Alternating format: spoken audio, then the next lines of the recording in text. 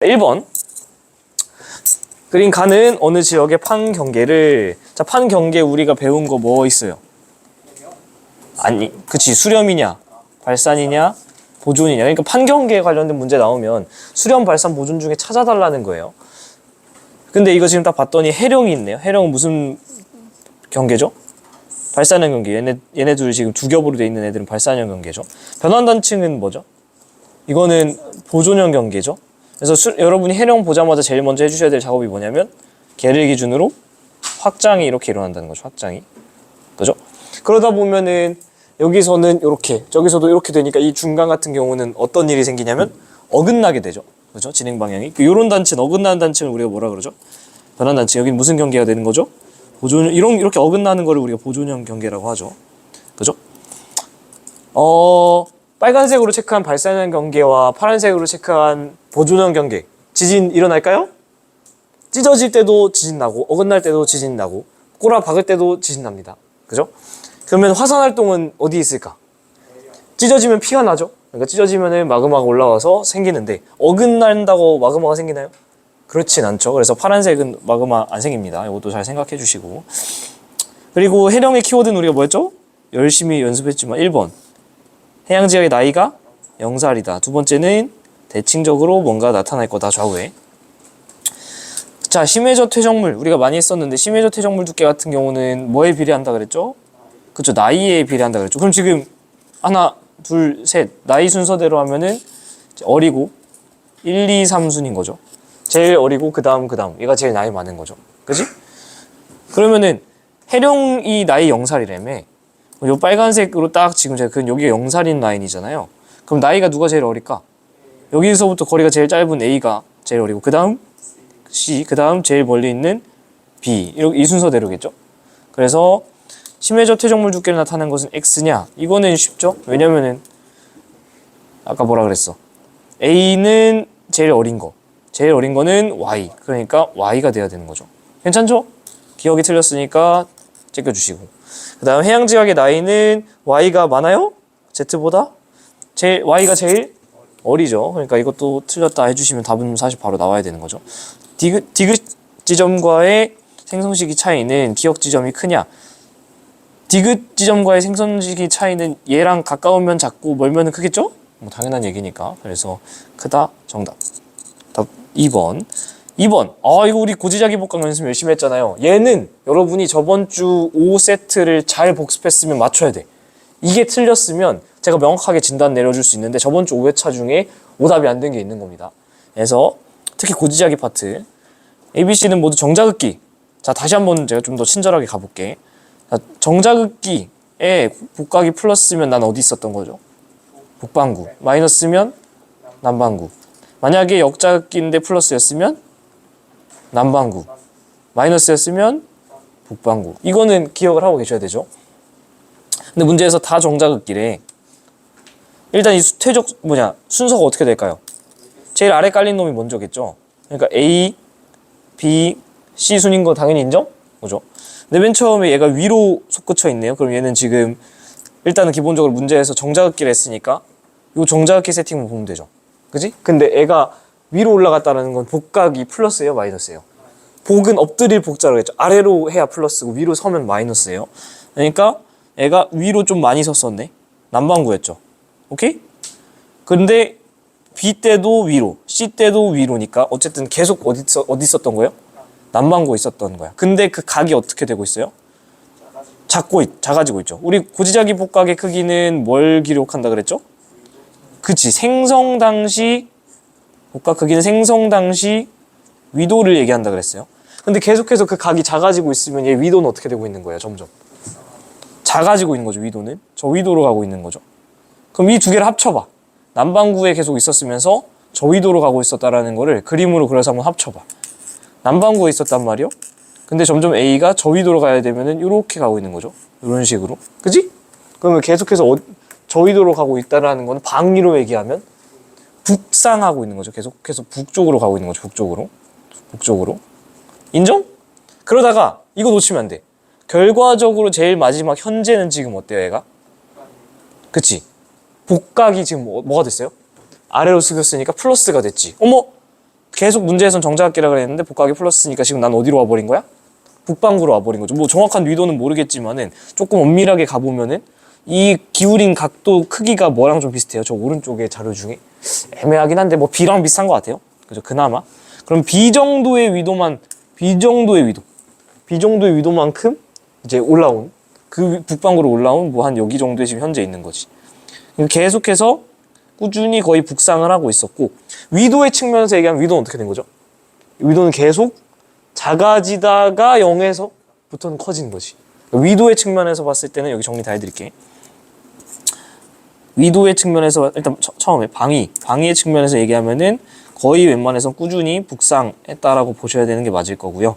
그리고 만약에 위도의 측면에서 대답해 주세요 그러면은 이렇게 적도 올 때까지는 어떻게 된 거예요? 위도가 감소했다가 그 다음에 0도부터는 증가한 거죠. 그죠? 감소하다가 0 찍고 증가하는 거예요. 위도는. 그래서 계속 여러 번 말씀드렸던 게 고지혈 복각 문제는 방위의 측면에서 한마디로 북으로 갔냐 남으로 갔냐 해서 대답 한번 하시고 위도의 측면에서 적도에 가까워졌냐 멀어졌냐의 측면에서 대답을 2개 하면은 여러분들한테 더 이상 뭔가를 물어볼 수가 없습니다. 그죠? 우주 공간으로 날아가는 거 뭐 이런 얘기 나올 리가 없잖아요. 그죠? 그래서 이렇게 해주시면 끝났지. 화성암 생성 순서는 ABC예요.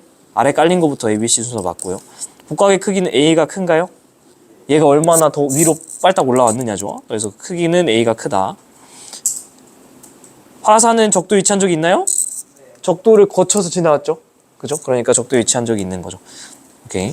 제가 여러 번 강조드렸지만 니은에 한 번만 더 연습해 볼게요. 어떤 지역의 고지혈 복각의 크기가 플러스 20도인 지역이 있고 마이너스 30도인 지역이 있어요. 상황 해석을 해보면 플러스 20도는 어떻게 생긴 거예요? 이렇게 아래로 20도 내려간 거죠. 마이너스 30도는 위로 30도 올라온 거죠. 복각의 크기는 누가 더 큰 거게? 얘가 큰 거예요. 여러분이 수학적으로 플러스 20이 더 뭐 오른쪽에 있잖아요. 그런 얘기, 양수잖아요. 그런 얘기 하는 게 아니에요. 크기는 뭐다? 절대값이니까. 크기를 물어보면은 이겁니다. 절대값으로 얘기해야 돼요. 이제 여러 번 강조했던 거. 됐지? 그래서 2번 같은 문제 이제는 틀리면 안 된다. 아시겠죠? 3번. 어느 지역의 판경계랑 두 지점 A, B 위치인데 이 정도 여러분이 외워주셔야 됩니다. A는 딱 어디게요? 이렇게 있는 뭐죠 이거? 대서양, 그죠? 중앙해령. 모르면 안 됩니다. 이제는 진짜 외워줘야 되고. 판경계 뭐뭐뭐 있다고요? 수렴, 발산, 고존. 그러니까 이거는 대서양, 중앙해령이니까 무슨 경계야? 발산형 경계. 그렇지. B 같은 경우는 이거 알고 있어야 돼. 외워야 돼. 이거 어디예요? 히말라야 산맥이죠. 히말라야. 히말라야 같은 경우는 수발보 중에 뭐죠? 수렴형 경계, 꼬라박는 판입니다. 그래서 A의 하부에서는 차가운 플룸이 하강하나요? 차가운 플룸이 하강하면 무슨 경계가 만들어질까? 계속해서 이렇게 내려가면 가까워지면서 꼬라박겠죠. 수렴형 경계냐라는 질문인데 A는 뭐라고요? 발산이니까 땡. 진원의 평균 깊이는 A가 얕냐라고 물어보는데 진원의 평균 깊이는 언제 깊어진다 그랬죠? 수렴형 경계에서 서로 꼬라박아야 한 명이 뭐 말려 들어가면서 버라락 다 긁든지 아니면 B 같은 경우는 대륙판과 대륙판의 수렴형 경계인데 둘이 판의 두께가 두꺼우니까 제 엄지손가락 쪽 보세요. 박으면 내려가죠. 그러니까 진원의 깊이가 깊어져요. 발산의 경계는 굉장히 얕습니다. 그냥 찢어지는 거기 때문에 진원의 깊이가 깊지 않습니다. 그래서 A가 얕은 게 맞고요. 삼엽중 화석이 발견될 가능성은 A가 높냐? 이거 어떻게 풀었나요?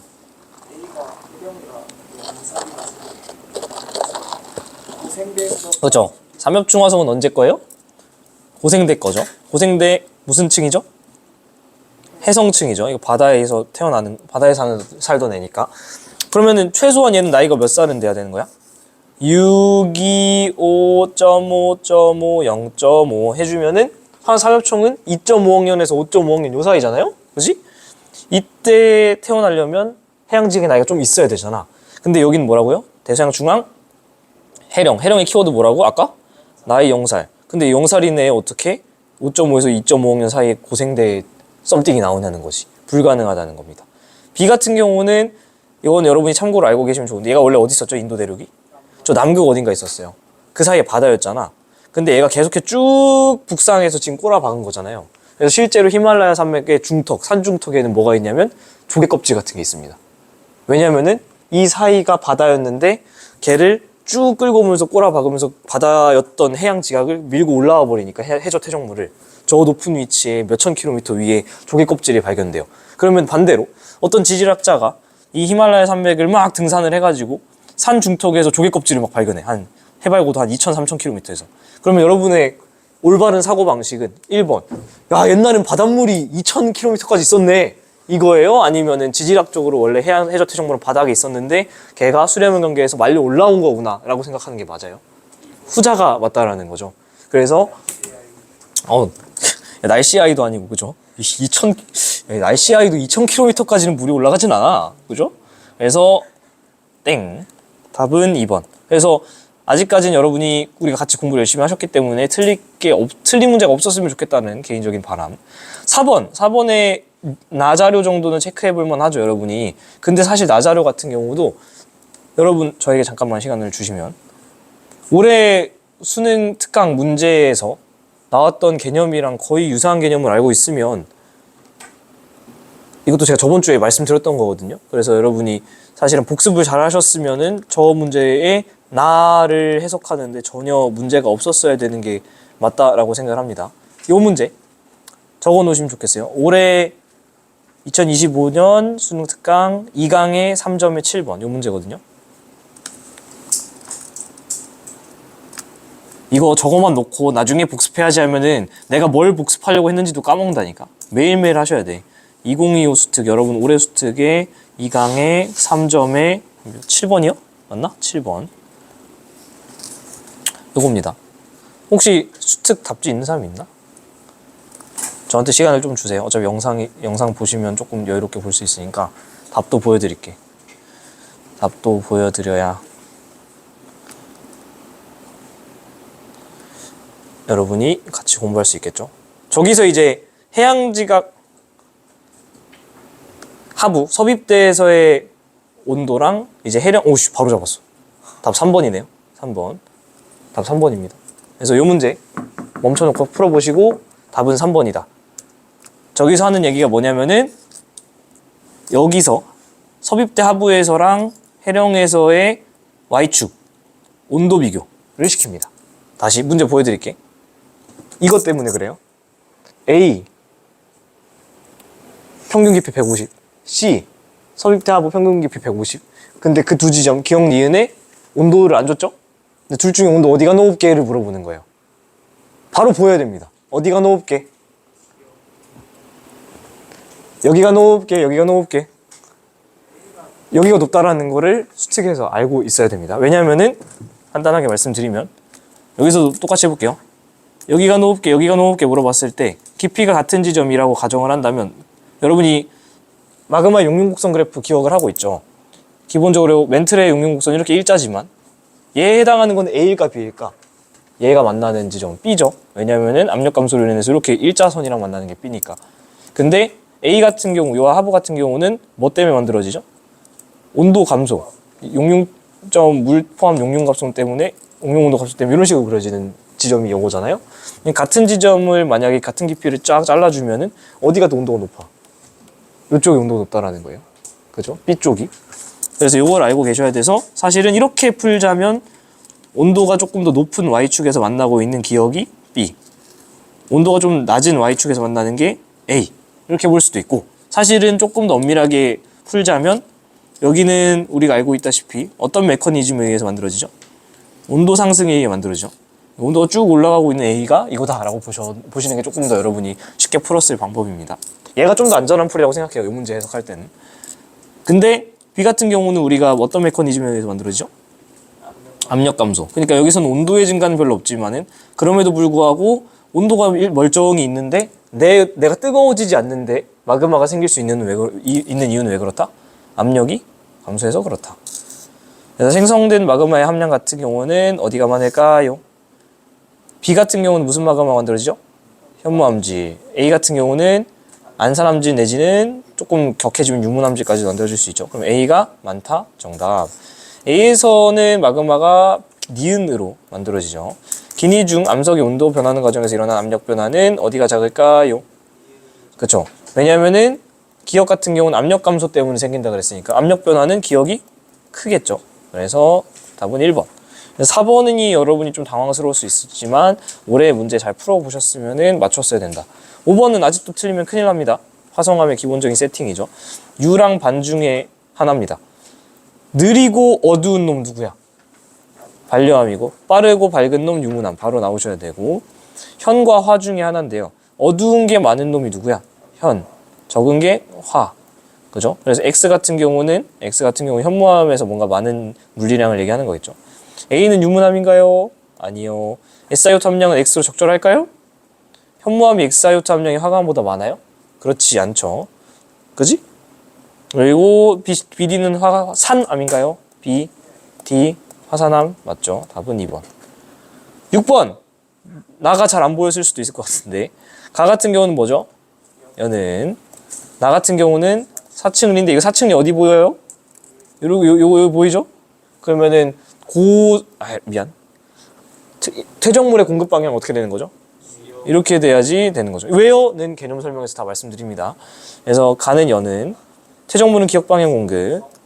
가는 측리면 관찰. 그죠? 측리면 관찰 맞고요.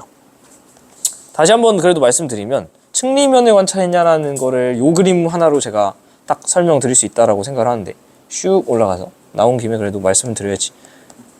꼼꼼하게 해서 나쁠 거 없잖아요. 주주주주주주주 마그마는 열심히 공부하시고 여기 자 이렇게 3D 그림이 있을 때 두루룩 쌓이고 두루룩 뭐 여감 두루룩 이렇게 쌓였을 때 측리면에서 본 거는 이렇게 드러내서 위에서 본 거를 측리면이라고 하고 측리를 본 건 이 그냥 층을 본 거죠. 측리면에서 봤냐? 라는 말은 결국 쉽게 말하면 뭐예요? 위에서 봤냐? 이 뜻이에요. 그죠? 그래야지 면이 보이니까 얘는 이 정도면 위에서 봤다라고 볼 수 있겠죠. 자 7번 어우 신기하죠. 이런 더블 관입 순서 어떻게 될까? 맨 처음에 A가 있었는데 그 다음에 B가 있었고 그 다음에 마지막에 C가 벅 들어간 거죠.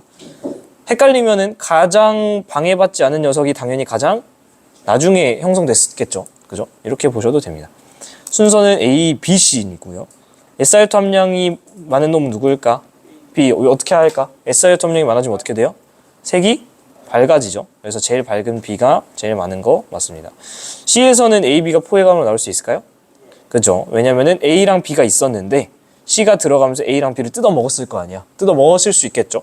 그래서 A, B가 포획감으로 충분히 산출될 수 있다. 얘도 틀리면 안 될 것 같고요. 8번!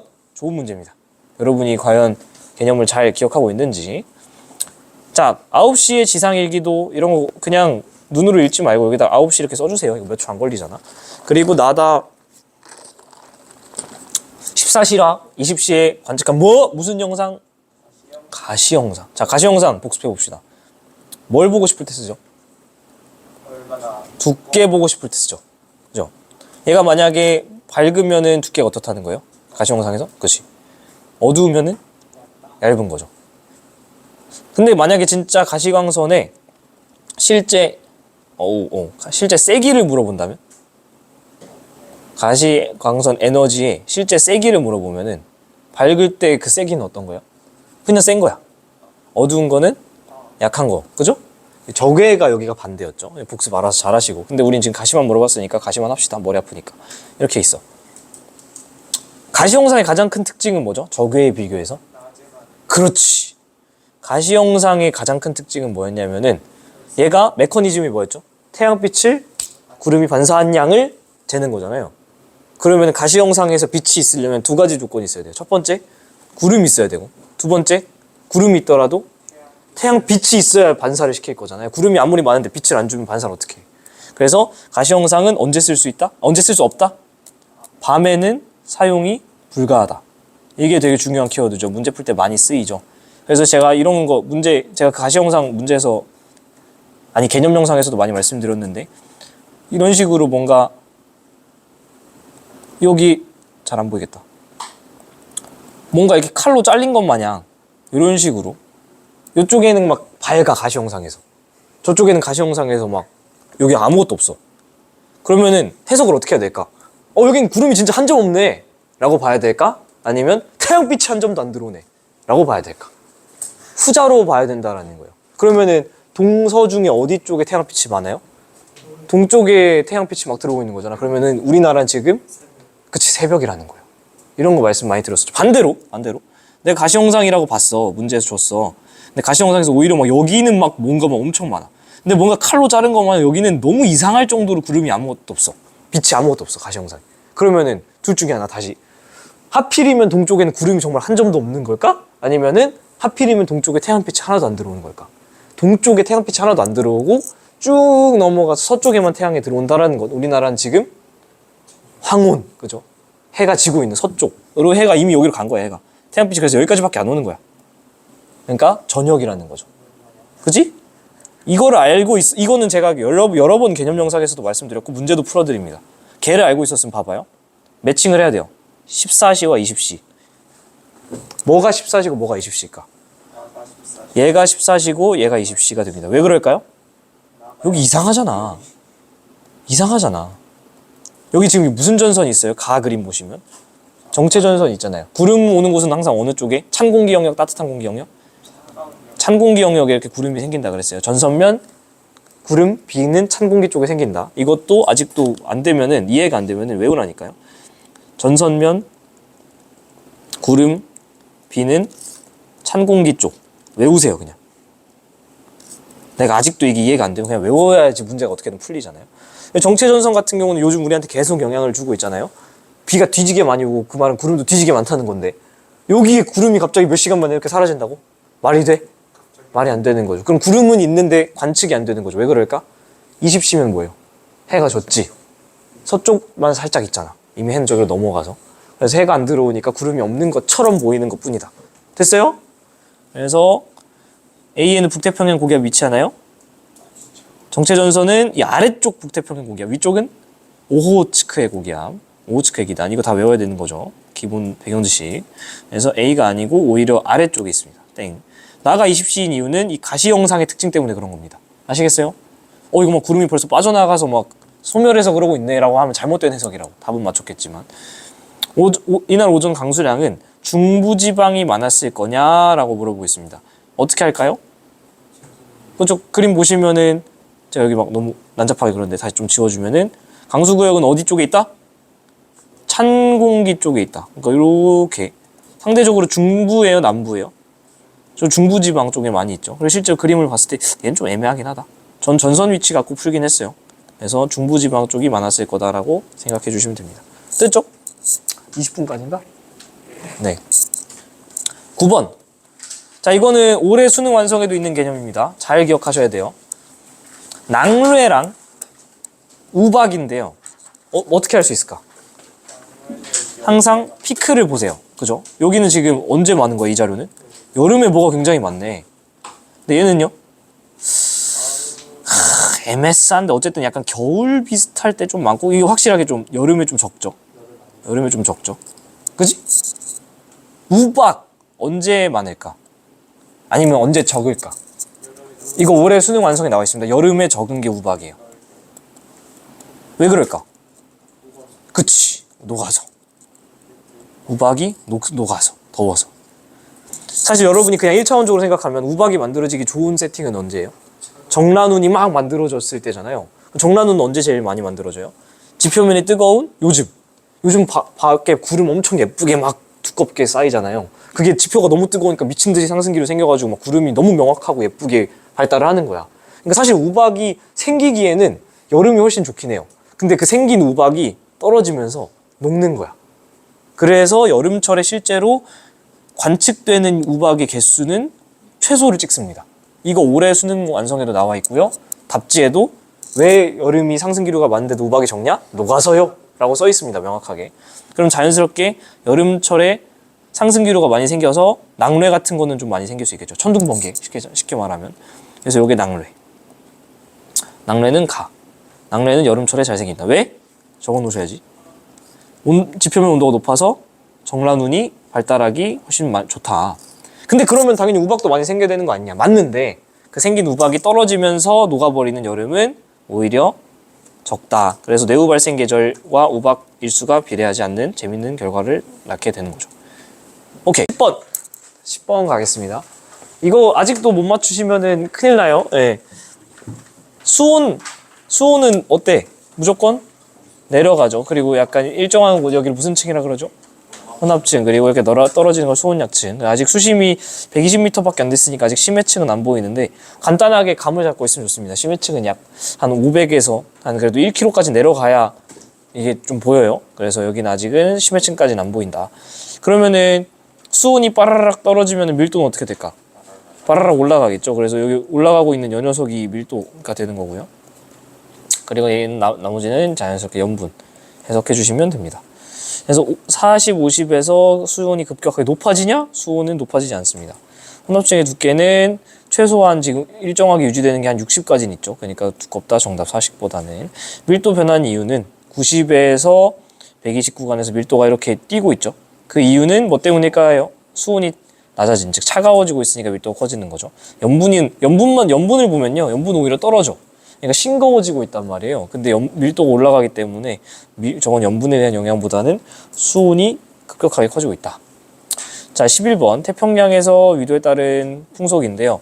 지금 편서풍이나 무역풍, 당연히 이 위도가 봤을 때 항상 새로운 그래프 X축, Y축 단위 보셔야 되는데 양쪽으로 빠지면 위도가 커지게, 즉 고위도로 가게 세팅을 해놨죠. 그리고 여긴 저위도라는 거잖아요. 적도 부근. 적도 부근에서 부는 바람, 이게 뭘까? 무역풍. 양쪽으로 빠져 있는 게 각각 편서풍이 되겠죠. 편서풍. 그래서 이 자료에서 좀 재밌는 거는 편서풍의 풍속이 Y축이 풍속이니까 편서풍의 풍속이 무역풍보다는 조금 더 바람이 세죠. 그리고 무역풍의 바람이 풍속이 제일 약한데 여기를 우리가 풍속이 거의 약하다. 그래서 적도, 저압대, 열대의 수렴대라고 우리가 배웠잖아요. 우리 교육과정에서는 수렴대. 근데 사실 전공으로 들어가면은 바람의 세기가 실제로 제일 작으니까 여기를 뭐라고 하냐면은 또 적도 무풍대라고 얘기를 하기도 합니다. 뭐 이건 그냥 참고하시고. 그래서 ITCZ라고 치면은 그 구글에 잘 나오는데 인터트로피컬 컨버전스 존, 그래서 이제 그 적도 저압대에 수렴하면서 풍속은 좀 적다, 뭐 이런 것들 관심 있는 분들 서치해봐도 좋을 것 같고요. 무역풍이 느리다, 그죠? 데이터 읽어주시면 되고. AD 부근에서 서풍바람의 계열이 우세하게 부는 편서풍대죠. 자전 안 하면은 대기대수는 어떻게 돼요? 심플하게, 그렇죠? 그냥 단일 세포 순환을 하죠. 오씨, 바로 찾았다. 단일 세포 순환을 하죠. 이렇게 위쪽에서 그냥 하나만 내려오고 아래서는 하나만 올라오고. 그러니까 사실은 AB 편서풍대랑 적도, 그리고 CD 둘 다 사실 같은 방향에 불겠죠. 그래서 반대 방향이 아니고 같은 방향에 불 거다. 자, 12번 자료가 괜찮죠? 요 자료 해석을 잘 하셨는지 좀 궁금한데요. 근일점, 네, 잘 알고 있고 T1, T2일 때 바라본 자료에서 재밌는 거는 적도의 위치를 줬죠. 그럼 우리가 적도가 사실은 생각을 해봐요. 적도가 만약에 이렇게 A 위에서 내려다 봤을 때 제가 지금 그리는 것처럼 빨간색으로 보여 있으면은 자전축이 어디 꽂혀 있는 거죠? 딱 정중앙에 이렇게 꽂혀 있어야지 적도가 이렇게 보이고 자전축이 이렇게 있어서 보이는 거겠지. 그러니까 이걸 왼쪽 그림에다 표시를 하면은, 예를 들면은 진짜 말도 안 되지만 이렇게 팽이처럼 완벽하게 서 있으면은, 그러면은 이 왼쪽 그림이 오른쪽 그림처럼 보이겠죠? 이해되세요? 만약에 완벽하게 이렇게 서 있으면은 위에서 내려다 봤을 때 뚫고 들어가는 요게 딱 정면 가운데 있을 거고, 그 뚫고 들어가는 거에 수직한 평면인 적도는 쫙 이렇게 둘레 보이겠죠. 근데 지금 골 때리는 거는 T1 먼저 보시면은 T1일 때는 적도가 이렇게 그려져 있다는 거죠. 그러니까 얘가 어떻게 된 걸까요? 아까에 비해서.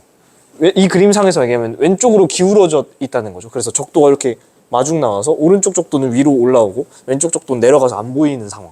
그럼 자전축은 어디에 꽂히는 거죠? 뭐 예를 들면 이 정도에 이렇게 꽂히게 되는 거죠. 그죠? 이렇게 이 정도쯤에 뭐 대충 꽂힌다. 얘가 지금 약간 이렇게 왼쪽으로 기울어져야 T1 세팅이 되는 거죠. 그죠?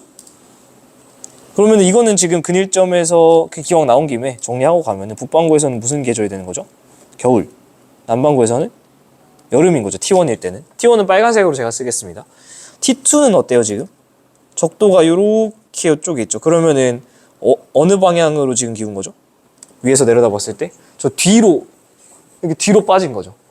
자전축이 지금 저 뒤로 빠진 거죠. 뭐 대충 이렇게 파란색으로 뭐 이렇게 T2 이렇게 하겠습니다. 그러면은 이 그림에서 표현하기 상당히 애매하긴 하지만 이게 아니라 저 뒤로 이렇게 가 있는 거죠. 이게 아니라 이렇게 돼 있는 거죠. 이렇게 저 뒤로. 그지? 그러면은 제가 항상 계절 어떻게 찾으라 그랬어요? 이렇게 돼 있을 때 헷갈리니까 여름을 먼저 찾아. 이 기운 자전축이 태양을 향하게 이렇게 움직여주면 지금 이때가 북반구 여름인 거잖아요. 그래서 북반구 여름일 때는 이쪽에 있을 때 저 뒤로 이렇게 마중 나오니까 북반구 여름은 여기가 돼요. 그죠? 그러면은 여기는 뭐가 될까? 계절이 여름 다음 뭔데? 북반구 가을이죠. 이렇게 넘어오면 여기는 뭔데? 북반구 가을 다음이니까 겨울. 이렇게 넘어오면 여기 뭔데?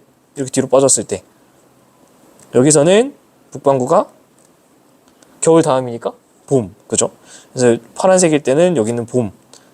그러면은 남반구 같은 경우는 겨울, 봄, 당연히 봄 다음 여름, 그 다음 여기는 다시 가을. 그래서 근일점에서 세팅이 이런 식으로 정리가 됩니다. 네, 이런 식으로 정리가 됩니다.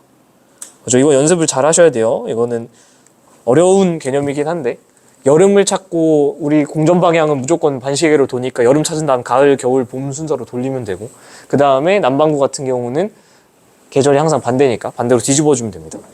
그래서 사실은 T1일 때 우리나라의 계절은 뭐냐? T1일 때면은 여기서 지금 겨울이죠. 여름이 아니고 겨울이다. 사실 그래서 T1일 때라는 거는 문제를 쉽게 해준 겁니다. T2일 때는 어떻게 되는 거죠? 그래서 T2일 때라 물어보면 문제가 어려워지는 거죠. T2일 때는 우리나라에서 봄이다. 이것도 대답할 수 있어야 되는 거죠. T2일 때는 봄이다. 또 얘기를 해주셔야 됩니다. 됐죠? 자, 이거 제가 여러 번 강조드렸는데 우리나라 여름철 태양의 평균 남중고도 얘가 궁금하면 무슨 정보를 봐야 돼요? 기울기 각을 봐야 된단 말이에요. 근데 솔직히 전 처음에 풀 때 각 안 보였거든요. 야, 이거 알려면 각을 알아야 되는데 지금 이 자료에서 각이 어딨어? 라고 보면은 사실은 미세하게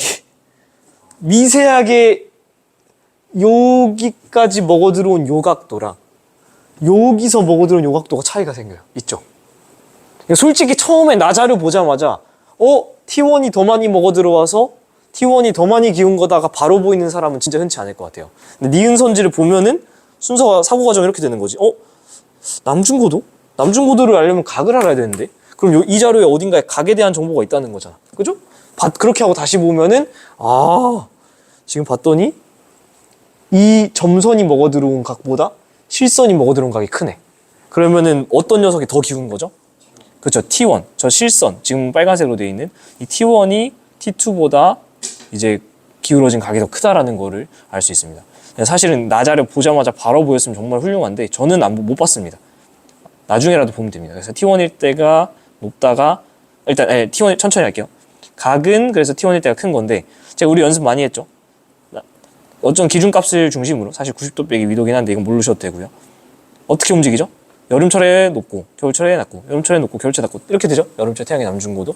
근데 각이 커지면은 이 모양이 어떻게 된다 했어요? 진폭이 이렇게 커진다 그랬죠. 진폭이 이렇게 커진다 했어요. 왜냐면은 이 진폭만큼이 정확히 뭐니까? 요만큼이 정확히 기울어진 각이에요. 자전축이 기울어진 각. 근데 지금 T1일 때는 이 각이 어때요?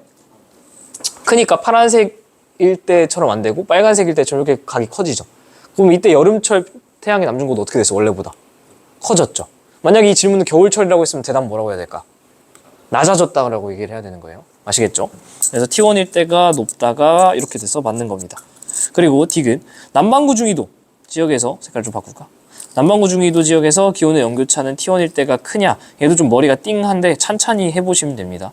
남반구 중위도 지역에서 기온의 연교차 어떻게 알아야 어떤 정보를 보면 되냐면 남반구의 여름의 온도가 어떻게 변했는지 찾아주면 되죠.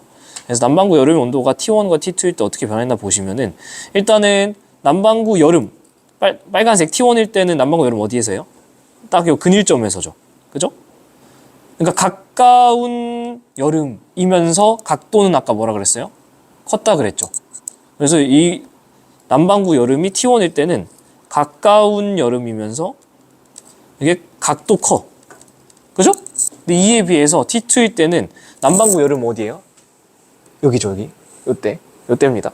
남반구 여름 우리가 아까 찾아놨는데 이 남반구 여름은 근일점에서에 비해서 요 거리가 조금 더 크겠죠. 그러니까 저 T1에 비해서 먼 여름이면서 각은 또 어떻다 그랬죠? 작아요. 그러니까 사실은 여름의 온도가 좀 낮겠지. 그래서 여름의 온도가 T1일 때 가까운 여름의 각도 크니까 크다. 답은 4번. 그래서 얘는 연습이 좀 많이 필요한 문제죠.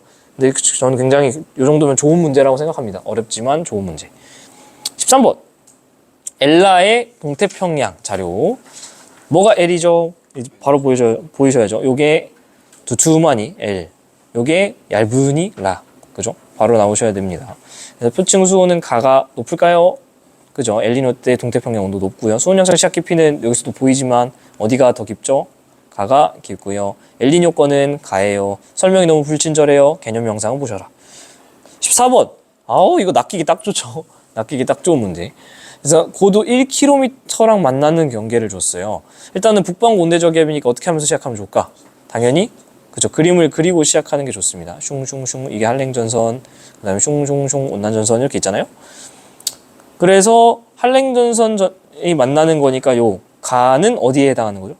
이쪽 자료에 해당하는 거고 나 같은 경우는 이쪽 자료에 해당하는 거죠. 그죠? 근데 이게 여러분 조심하셔야 될 게 처음 보는 표현이 등장하죠. 고도 1km랑 만나는 지점이다. 이거를 약간 여러분의 이해를 돕기 위해서 3D로 조금 그려드리면 우리가 단면 보시면은 한랭전선은 경사면이 어때요? 여기 급하죠. 급하단 말이에요. 이렇게 온난은 이렇게 얇게 있죠. 그래서 약간 3D로 그려드리면 따라따라따 이렇게 한랭은 좀 이렇게 급하게 이렇게 있고 그죠? 온난은 약간 이런 식으로 좀 완만하게 있잖아요. 근데 우리가 전선이라고 얘기를 하는 여기에 그린 우리가 항상 그려왔던 요거는 빨간색 선은 어디에 해당하는 거예요? 지금 이 지표 여기에 해당하는 거죠. 여기에 해당하는 거죠.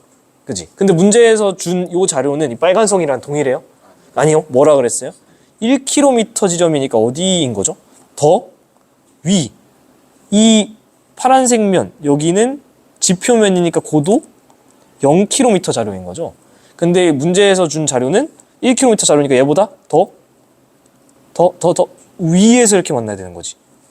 이 파란색 면이 아니라 더 위 1km에서 만나야 되는 거죠. 그러면은 여기에 있는 선, 요 선이 지금 무슨 선이 되는 거예요? 요 선이 되는 거죠. 오케이. 그리고 또 요 선이 되는 거지.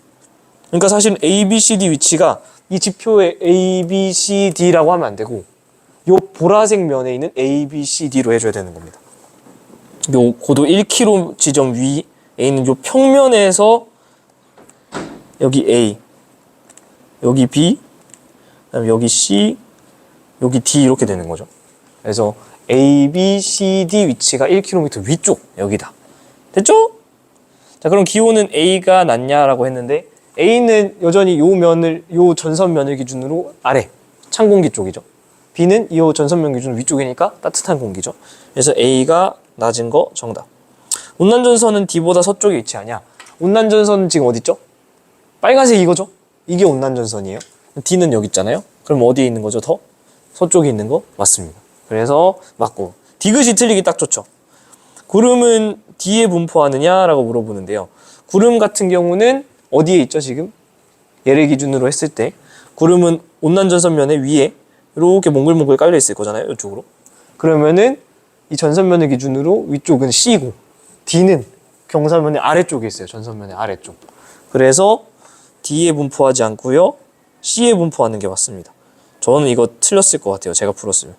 처음에 풀 때 틀렸어요. 저는. 왜냐면은 딱 좋잖아요. 이거를 만약에 1km라고 안 보고 그냥 지표면의 온난전선이라고 보는 순간 구름 있는 강수구역이 어디가 돼요? 여기가 되잖아요. 그지? 왜냐면 항상 우리 온난전선 전면에 넓은 구역 층운형 구름 이슬비 항상 해왔으니까. 근데 얘는 지금 고도 1km이기 때문에 전선면은 사실은 C, D 사이에 이렇게 걸쳐서 이런 식인 거죠. 3D로 보여드리면 C, D 있는데 전선면이 이렇게 있는 거야. 그죠? 그래서 C 입장에서 보면 전선면 타고 구름이 이렇게 있으니까 이쪽에 있는 C는 구름이 있는데 이쪽은 전선면의 아래쪽에 있어서 따뜻한 공기 영역이라 아예 그냥 전선면 아래라 구름을 만날 일이 없는 거죠. 그러니까 D에 많다. 아니죠. C가 많다라는 거지. 답 잘못 썼는데? D에 주로 분포한다. 3번. 그러니까 네. 제가 설명은 제대로 했죠.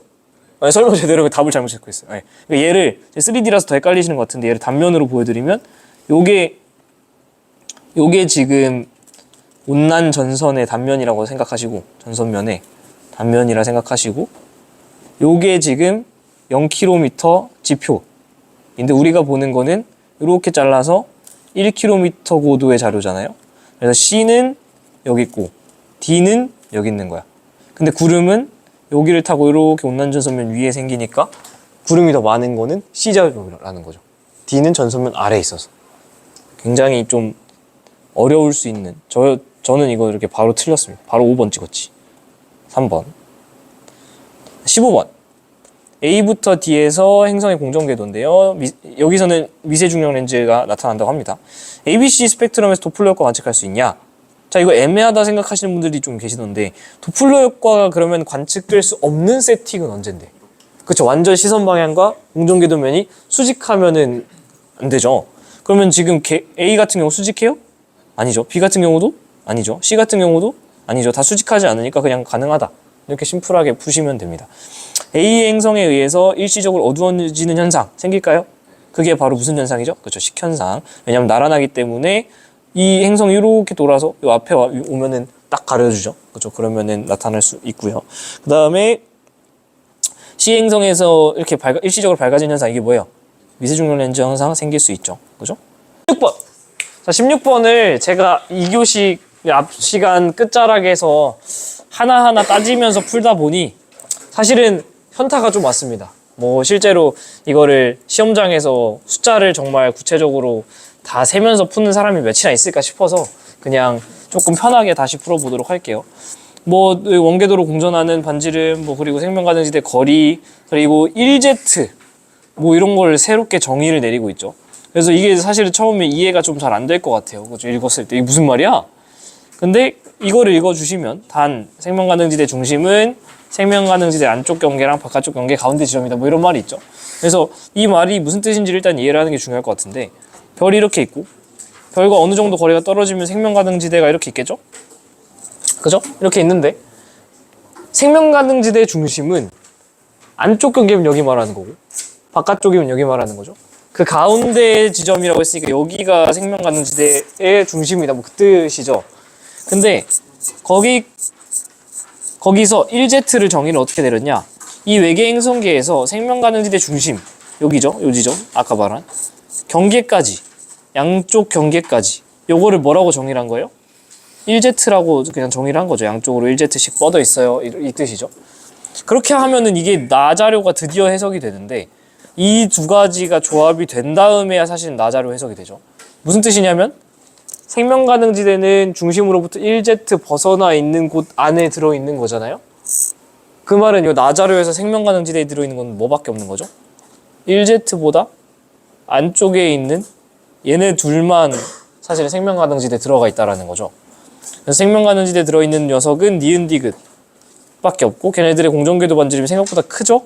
그 말은 중심별의 광도는 태양보다 큰 거죠. 그죠? 왜냐면 광도가 커지면 생명가능지대 어떻게 돼요? 뒤로 밀려나고 폭도 넓어지잖아요. 그래서 얘네들의 생명가능지대가 대충 이 언저리 있다라는 건 태양보다 크다라는 거고, 그리고 니은 같은 경우도 사실 엄밀하게 풀면 되게 복잡한데 니은 디귿 가장 가까울 때 거리보다 넓냐? 니은 어떻게 풀었어요? 니은 푸신 분들? 들어왔으니까 당연히 넓겠죠. 그쵸, 그거는 센스 있는 분들이 그렇죠. 둘 다 생명가능지대 안에 있으니까 걔네들의 위치가 사실 어디에 찍히든 간에 일단 생명가능지대 폭은 얼마예요? 그쵸, 2Z잖아요? 2Z인데 니은 디귿이 사실은 둘 다 생명가능지대에 있어. 그럼 뭐 어디 찍히든 간에 사실 둘은 무조건 2Z보다 거리가 짧죠. 그래서 그냥 이렇게 쉽게 푸는 게 맞는 것 같아요. 사실 앞 시간 때는 되게 막 엄밀하게 풀었고, 사실 요거 문항 코드 검색하면은 EBS 선생님들이 풀어주시잖아요. 그거로 들어가면은 굉장하게 꼼꼼하게 풀어주시는 쌤들 많이 계시니까 그거 궁금하시면 그거대로 보고, 사실 현실적으로 딱 봤을 때 가장 현실적인 풀이는 그거 다 따지는데 너무 오래 걸리니 이렇게 푸는 게 제일 적합할 것 같아요. 생명가능지대 중심은 드르 사이에 위치하느냐, 이것도 사실은 엄청 꼼꼼하게 따져서 푸시거든요. 근데 현실적으로 그게 가능한가 싶어. 그래서 대충 우리가 있는 정보를 때려 맞춰서 조합해서 풀지 않을까 싶거든요. 니은 디귿이 일단 생명가능지대에 들어가야 되잖아요. 그럼 예를 들면은, 근데 디귿에 좀 가깝게 그려야 돼. 그죠? 니은은 좀 멀고. 그러면은 대충 이 디귿이 생명가능지대에 걸치게 그리는 방법은 디귿이 이렇게 안쪽에 걸리게 그릴 수도 있고 디귿이 이렇게 바깥쪽에 걸리게 그릴 수도 있죠. 그죠? 얘만 어쨌든 들어가면 되잖아요. 가깝게. 제일 가깝게. 그죠? 그래서 만약에 빨간색이라고 생각을 해보면 어떻게 되냐면 빨간색 이런 느낌으로 이제 걸리면은 디귿이 가장 가까워. 약 0.2 정도로. 그러니까 한 칸 정도 차이가 나야 되는 거죠. 디귿이랑 0.2. 근데 니은이랑은 0.8 정도 차이가 나야 돼요. 그죠? 중심거리가 0.2 정도 차이 나게 그려주면은 한 칸 정도 차이 나게 여기에 이제 중심이 있는 거죠. 그래서 0.2 그 다음에 얘는 0.8이니까 얼추 맞지 않을까? 이 위쪽 언저리 이렇게 하면은 아닌가? 그죠? 그죠? 근데 약간 애매하긴 해. 그러면 대충 니 D만 생명가능지대 걸치게 그려주면 이렇게 그려야 되는 거잖아요. 근데 이러면은 어떻게 되냐면 이 거리가 얘가 안 되죠. 그죠? 여기가 중심에 비해서 거리가 얘가 더 멀어야 되는데 이게 안 되지 않나? 리을이 디귿에 한 10배 정도 멀어야 되는데 응. 그쵸. 그럼 이렇게 돼야 되는 거 아니에요? 여기에 딱 걸쳐서 이렇게 들어가줘야 중심에서 이 거리가 중심에서 요 거리보다 이렇게 멀게 잘 그려지는 거 아닌가? 그죠? 그래서 경리을보다 그냥 디귿 리을 거리 비교하는 게 좀 더 그래요? 해주실? 사실 저는 이거 따져서 풀어가지고 애매하게 했는데 도와주세요. 출연, 특별 출연. 이게 지금 0.2에 이게 3이니까 촉이 먼저 나야. 이게 거의 10배가 넘잖아요, 거리의 비가. 근데 이게 여기에 있으면 이 거리 비가 딱 봐도 10배가 안 돼 보인단 말이에요. 근데 여기 있으면 그러니까 여기랑 여기 이거랑 네네. 이거의 비고. 아. 근데 여기 있으면 이게 여기 길이가 짧아져 버리니까 이게 생각보다 비율이 차이가 많이 나갖고 이게 될 수밖에 없어요. 식으로 써도 되는데. 이게 조금 잘 보이는 거. 네, 새롭게. 아, 좋아요. 이게 또 이 교시에는 다른 사람이 또 다르게 풀었더라고. 저는 저 EBS 것처럼 따져서 풀었고 여기는 이제 이렇게 풀어. 디귿을 기준으로 봤을 때 리을이랑 디귿 사이 거리가 1.1이고 기역이랑 리을 사이 거리가 1.1이어서 디귿이랑 그러니까 기역과 리을 사이에 정확히 중간에 디귿이 있고 근데 중심이 보면은 기역이 리을보다 더 가까이 있죠. 그러니까 여기 가야 돼서 디귿과 리을이 디귿과 리을 사이에 중심이 있을 수가 없어. 야 이것도 깔끔하다. 저게 더 깔끔한 거. 네. 야 진짜 다채롭게 잘 푼다. 와 이게 지금 가자료 보시면은 하나 거의 이 길이랑 이 길이가 거의 같다라는 거잖아요. 같아요 그냥. 아 같아요? 그냥 같아요. 칸세 보면 같구나. 예. 그러니까 기역이랑 리을의 딱 가운데에 디귿이 있다는 거죠. 근데 아씨 뭐 이렇게 많아 헷갈려. 근데 여기 지금 보시면 기역이 리을보다 가깝게 있어야 되니까 이 둘의 가운데보다 기역에 가까운 지점에 생명가능지대의 중심이 있어야 된다. 깔끔한데? 네. 그래서 열심히 각자의 풀이대로 이해하시면 되고 만약에 너무 애매하다 그러면은 요거 풀이 보시면은 그냥 꼼꼼하게 따져주는 거 있으니까 그거 활용해서 보셔도 될 것 같습니다. 그래서 위치할 수가 없게 되죠. 디리 사이 여기에 위치할 수가 없게 되고 기디 사이에 위치해야 됩니다. 그래서 16번이 좀 열받게 하는 문제인데 네, 잘 하셨을 거라고 잘했죠? 네. 17번. 나머지는 조금 그래도 숨이 잘 쉬어지니까 17번. HR도 등반지름선 우리 사실 개념으로 알고 있지만 어디로 가면은 반지름이 커져요? 오른쪽 위로 가면 커지죠. CD의 절대 등급 같다. Y축이 같다라는 거고요. 가보시면 반지름은 크냐라고 물어보는데 우리 광도 공식에서 반지름에 대해서 정리하면은 루트 L 나누기 T제곱 이렇게 되죠? 그죠? 근데 지금 AB랑 B는 보시면 거의 광도는 비슷한데 표면 온도가 얘가 낮죠? 그러면은 반지름은 B가 훨씬 크겠죠? A는 작고. 그다음 기역에 위치한 별의 반지름은 기역에 위치한 별 이거 여기에 있는 애들은 등반지름선이니까 다 반지름이 같은 거죠. 여기에 있는 놈은 태양이 10배보다 크냐? 자, 태양은 태양의 10배면은 어느 정도 사이즈가 될까요? 여기다가 써주면 되죠. 이 식에다가. 나 이거 어떻게 풀지? 그죠? 이게 제일 빠른 것 같다. 이렇게 그리면, 네, 저도 이렇게 풀었네요. 이렇게 하면은 얘가 어쨌든 등급이 대충 0등급보다는 작잖아요. 그 말은 몇 배 밝기 차? 100배보다는 더 큰 거죠. 근데 표면 온도는 똑같으니까 왜 세로선을 그냐면 이 분모를 날려주기 위해서죠. 그러면 루트 하면은 R은 10보다 크다. 얘는 쉽게 나오죠. 네. 왼쪽 끝이 0,0이랑 왼쪽 끝이 어디죠? 등반대에서 쭉 왼쪽으로 올라가죠. 쭉 올라가면 이렇게? 여기가 0이랑 10이랑 만나가지고 여기랑 여기? 거기 차이가 5보다 아 그러네요. 이게 5보다 크네. 어차피 얘네들은 나란하니까. 그죠? 그림에서. 훌륭한 걸. 그러면은 같은 맥락에서 여기랑 여기랑 또 10등급 차이 나는 게 좀 잘 보이죠. 딱 10등급 차이. 그리고 그거를 디귿에서 또 써야 되잖아요. 그래서 C가 10배 높냐라고 물어보는데 C랑 D는 사실은 이렇게 떨어져 있지만은 같은 등반지름선에 있으니까 이렇게.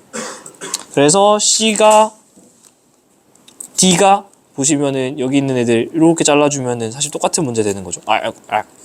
루트에 나누기 t제곱인데 표면 온도를 지금 똑같이 맞춰줬고 광도가 10등급 차 나니까 얘는 딱 10,000배 차 나는 거죠. 그러면 루트 씌워주면 반지름은 100배? 반지름이 100배 차이 나는데도 얘네들이 등급이 같으려면 표면 온도는 10배 차가 나야 되는 거죠.